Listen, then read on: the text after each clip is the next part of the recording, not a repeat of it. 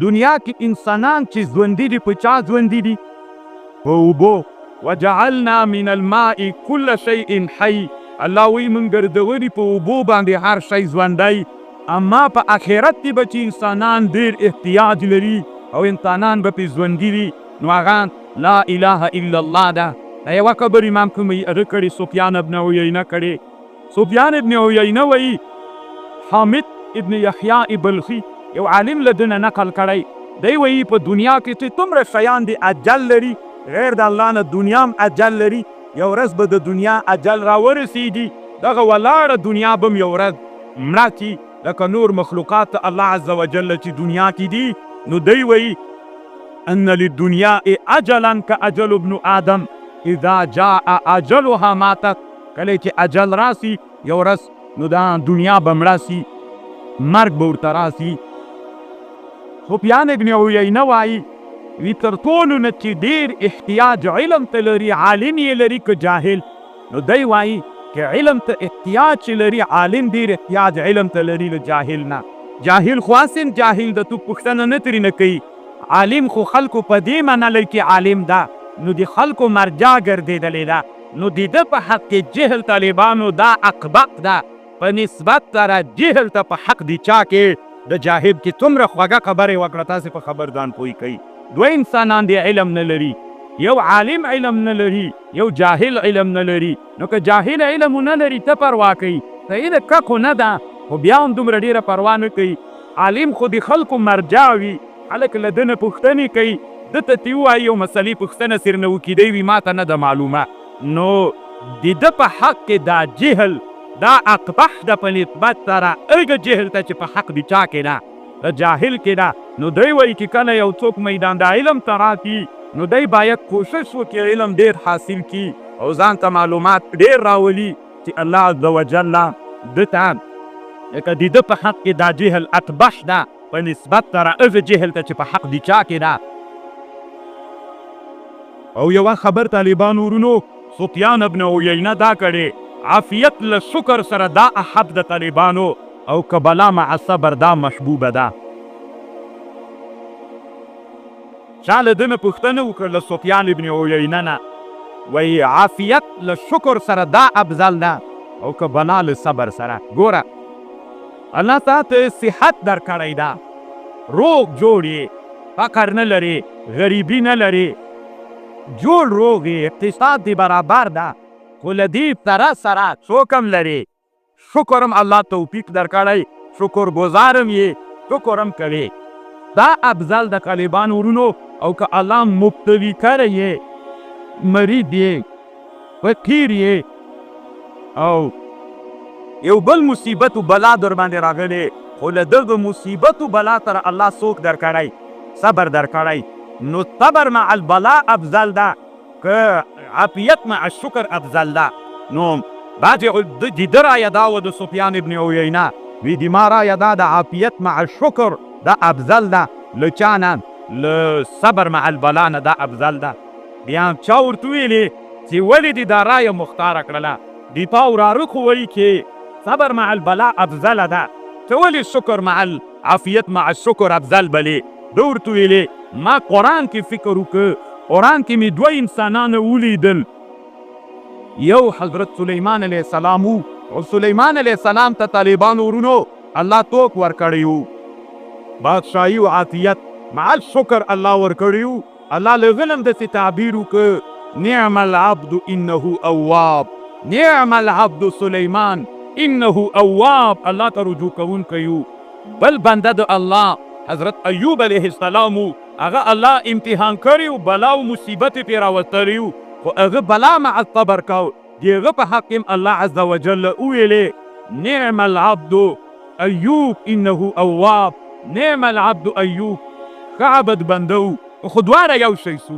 ما خو چې ولیدل دواړو ته الله نعم العبد انه اواب ویلې نو چې دواړې ته یې ویلې نو ما ځان سره فیصله په دې وکړله چې دواړه مساوي تول نو بیا د عافیت مع الشکر دا افضل ده له چا نه افضل ده له بلا صبر مع البلا نه دا افضل ده. نو چې مرتبې یو شی شولې نو دا مرتبه دې سړي ته کله ځکه ځورېږي ډېر نه پکې بلا مو نه دې الله وساتي. ډېره ښه علمي خبر د طالبانو ورونو که تاسې پکې فکر وکئ. او یوه خبر سفیان ابن عیینه کړې. سفیان ابن عیینه تیران دی طالبانو وایي یو غل ده یو حسد ده. حسد غل دې ته وایي چې د چا په زړه کې یو چا ته کینه پرته وي خو باندې نه راویستلي. غل د انسانانو په ټولو انسانانو کې غل ته زړونو کې طالبانو حسد ته دا فطري د انسانانو ده. خو کله کله طالبانو انسانان دا باندې راوباسي. دا باندې کې راووي ته څوک ترې جوړ شو.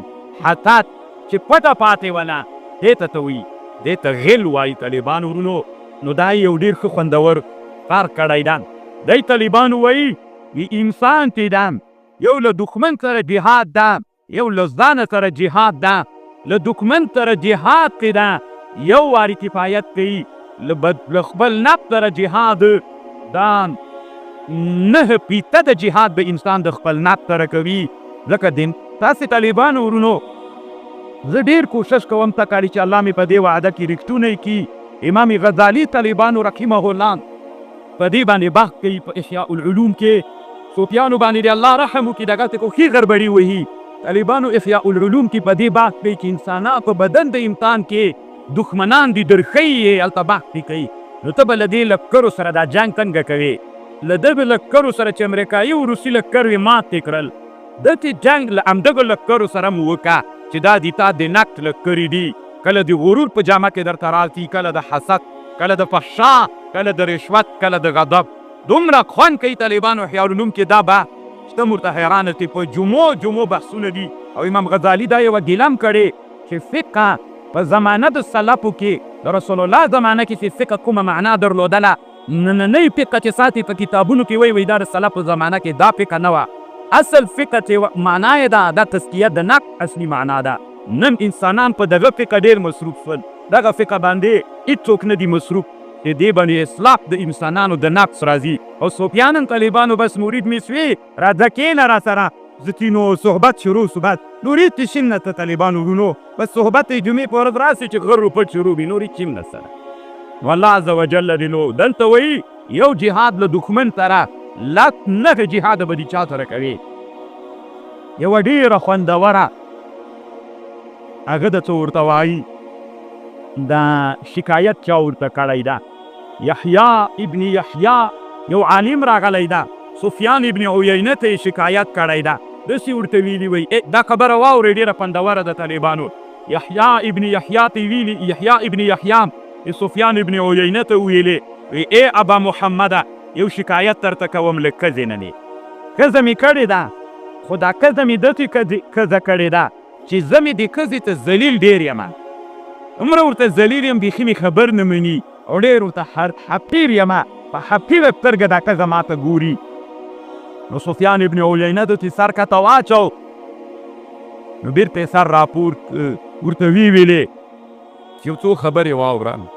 کیدای شي وي تا ښځه د عزت دپاره کړې وي. نو څوک چې ښځه د عزت دپاره کوي الله ذلت ورکوي. دې پسې مه ګرځه چې ښځه یې دې دپاره وکړې د غټ خاندان ښځه وي. که ښځه دې د غټ خاندان کوله د حسب پسې ګرځېدلې نو تا عزت مقصد تو الله عز وجل بیا تا ذلیل کوي. په ښځه کې به عزتیت نه مقصد کوې. تنکح المرأة لأربع لمالها وجمالها فاصبر بذات الدین. هسې اوس خبرو ته غوږ ونیسئ. ده ورته ویلې سفیان ابن عیینه ورته ویلې وي ښځه دې کوې نو تا به وایي عزت. ده ورته ویلې بلکل همدغسې دې وي. نو اوس ذلت ګاله ښځه دې چې کوله د غټ خاندان پسې به نه ګرځې وبه یې کې خو د غټ خاندان نه ده تا عزت مقصده و اوس به د ذلت څه کې یو. او که چا ښځه د مال دپاره وکړه چې ښه مالداره ده نو چې به زه مو سره خان تم نو ده ورته ویلې الله به دې په فقر اخته کړي. دا یو تجربه ده. که ښځه چا د مال دپاره وکړله الله دی په فقر اخته کوي. که د حسب و د نسب والا یې وکړه په چا یې اخته کوي؟ په ذلت یې اخته کوي. او که چا د دین دپاره ښځه وکړله الله عز وجل دینداره ښځه یې وکړه دیندارې پسې وګرځېده الله عز وجل به عزت و مال دواړه ورته نصیب کړي. اوس سفیان ابن عیینه ورته وایي موږ 4 وروڼه ولو. سفیان ابن عیینه یحیی ابن یحیی ته وایي موږ 4 وروڼه ولو، یو محمد نومیده، یو عمران نومیده، یو ابراهیم نومیده، یو زه سفیان وم ابن ابنا عیینه. محمد دی موږ مشر وو، عمران مو کشر وو، زه متوسط وم. محمد وایي اراده درلودله محمد ابن عیینه چې واده وکړي، خو د حسب والا ښځه وکړله. کله چې حسب والا ښځې پسې ګرځېده ویې کړه، خو وروسته له واده نه الله په ذلت اخته کړ. ذلیل تو خپلې ښځې ته لاړ، کار یې خراب سو. او د ما بل ورور چې عمران ابن عیینه وایي د هغه رغبت په دې کې و چې دتې ښځه وکړي چې مال ولري، بیا یې هغه هم دتې ښځه وکړه. فابتلاه الله بالفقر، الله ابتلا کړي ما دا بل ورور عمران ابن عیینه په فقر باندې. فاخذوا ما في يده ولم يعطوه شيئا. او ما وی ځان سره فکر وکړ، ځکه د ورونو حالت مې تجربه کړ، دا مې د ځان سره فکر وکړ چې زه باید څنګه ښځه وکړم. وی ما دتې ښځه وکړله د رسول الله په دې حدیث کې مې صلی الله علیه وسلم په دې کې فکر وکړ تنکح المرأة على 4 على دينها وحسبها ومالها وجمالها فعليك بذات الدين تربت. او بل دا حدیث کې مې چې فکر وکړ نو ما ویلې اسلام داسې وایي چې ښځې کې دینداره ښځه ولټوه، نو ما دینداره ښځه ولټوله. نو چې ومې لټوله فجمع الله لي العز والمال مع الدين، دین سره طالبانو عزت هم موجود و، د دین سره مال هم موجود و. نو الله عز وجل زه پې باندې امتحان کړم. نو طالبانو ورونو حکیمانو انسانانو چې خپل ژوند کې تجربې کړي دي، هغه تجربو نه ګټه واخلئ، پاتې دې همه تجربه کوئ د دي د ضرورت ته. انسانانو تجربې کړي دي، موږ ته همغه ګټه ده. او ته چې اوس ژوند کوې او ته بیا تجربې کوې، د نورو دپاره وایي بیا تجربې کړي، مخکې حکیمانو تیارې تجربې کړي دي. نو الله عز وجل دې موږ له هغې نه مستفید وګرځي. نور بحث نه کوم، طالبانو دومره ډېرې پاڼې نور د سفیان ابن عیینه په مناقبو لګېدلي. او دلته یوه بله خبر ده چې دا تاسې خو تر اوسه طالبانو لا اسواران د میدان د رجالو د تحقیق نه یی. طالبانو ورونو دلته یوه خبر را ذکر کوي ابو نعیم اصفهاني په حلیې کې، او دا د تاریخ په ډېرو کتابونو کې شته ده. دې که طالبانو حدیث ته حیې وایي، د حی د مار یو حدیث ده چې روایت سفیان ابن عیینه کوي. وایي ما ته هغه حدیث د مار ووایه، دا ډېر داسې اوږد خبر ده، کوم به یې نه طالبانو مناسب یې نه بلمه ډېره. نو بیا هم که تاسې غواړئ چې په دې ځان پوه کړئ نو کتابونه پسې وګورئ. دا داسې چل د سړی روان ده په لاره باندې، پیری د مار په شکلو سره مخ شوی، هغه پناه ورکړې، بیا ده خوړلی ده. بیا هغه ورته ویلي چې اوس دې نه پرېږدم. او په ډېرو سندونو باندې ابو نعیم اصفهاني په حلیة الاولیاء کې راوړی ده.